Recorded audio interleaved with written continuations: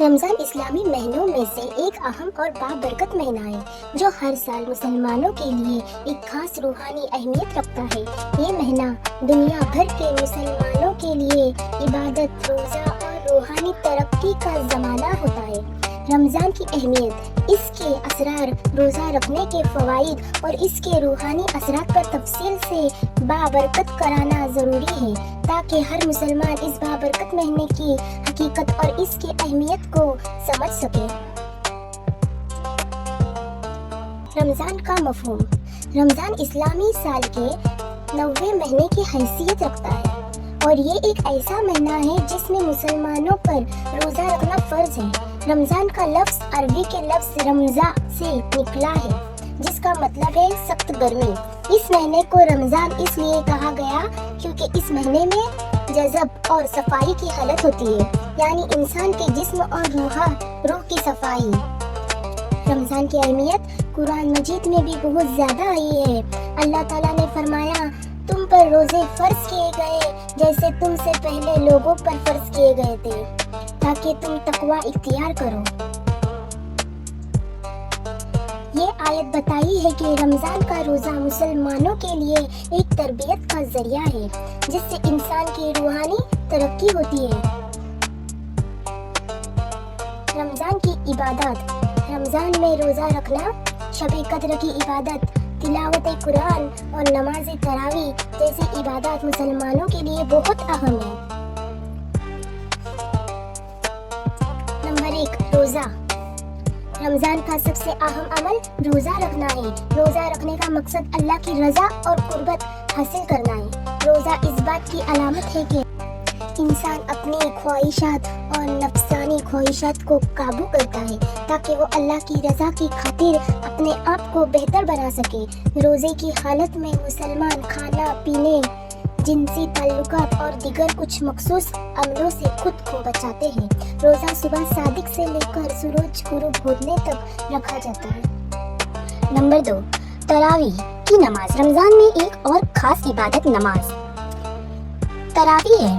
یہ نماز رات کے وقت پڑھی جاتی ہے اور یہ عبادت رمضان کے دوران بہت بڑی فضیلت رکھتی ہے۔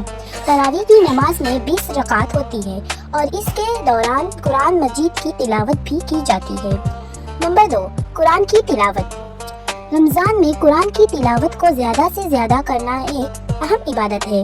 قرآن مجید کا نزول رمضان میں ہی ہوا تھا اور یہ مہینہ قرآن کے تلاوت اور اس کی تفہیم کے لیے بہترین وقت ہوتا ہے۔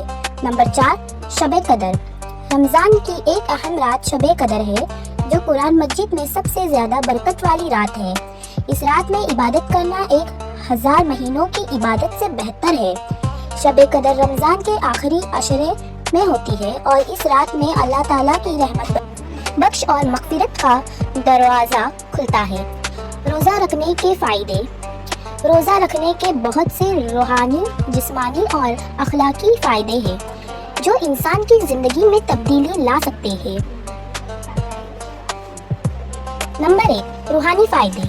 روزہ انسان کو اللہ کی رضا کے لیے اپنی خواہشات کو قربان کرنے کی تربیت دیتا ہے۔ روزہ انسان کو انصافی اور معاف کرنے کے جذبات کی تعلیم دیتا ہے اور اس کے دل میں اللہ کی محبت اور خوف بڑھاتا ہے۔ رمضان کا روزہ انسان کے روحانی تعلق کو اللہ سے مضبوط کرتا ہے اور اسے اللہ کی رحمت بخش اور مغفرت کا حصول حاصل ہوتا ہے۔ نمبر 2، جسمانی فوائد۔ روز جسم کے لیے بھی مفید ہے۔ جب انسان دن بھر کھانے پینے سے بچتا ہے تو اس کا جسم قدرتی طور پر فاسد مادوں کو خارج کرتا ہے جس سے صحت بہت بہتر ہوتی ہے۔ روزہ رکھنے سے خون میں شوگر کی سطح بہت بہتر ہوتی ہے اور ہاضمہ بھی بہت بہتر ہوتا ہے۔ اس کے علاوہ روزہ انسان کو غذائی اعتدال کی اہمیت سکھاتا ہے۔ نمبر 3، اخلاقی فوائد۔ روزہ انسان کو صبر، تحمل اور خود احتسابی کی تعلیم دیتا ہے۔ جب انسان روزہ رکھتا ہے تو وہ اپنے جذبات اور برے خیالات کو قابو کرنے کی کوشش کرتا ہے جس سے اس کے اخلاقی اقدار में बेहतरी आती है। रमज़ान का समाजी असरात। रमज़ान का महीना मुसलमानों की माशराती ज़िंदगी पर बहुत गहरा असर डालता है।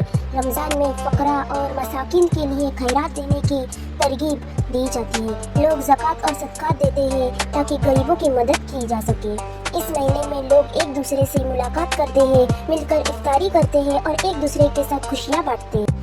रमज़ान और सेहत। रोज़ा रखने से जिस्मानी सेहत पर भी मज़बूत असरात पड़ते हैं। रोज़ा इंसान को ज़्यादा मुतवाज़न और महतात खाने पीने की आदत डालने में मदद देता है। रमज़ान में ज़्यादातर अफराद रोज़ाना रात को इफ्तार के बाद एक मखसूस वक्त तक सोते हैं, जिससे इनकी नींद की कैफियत बेहतर होती है।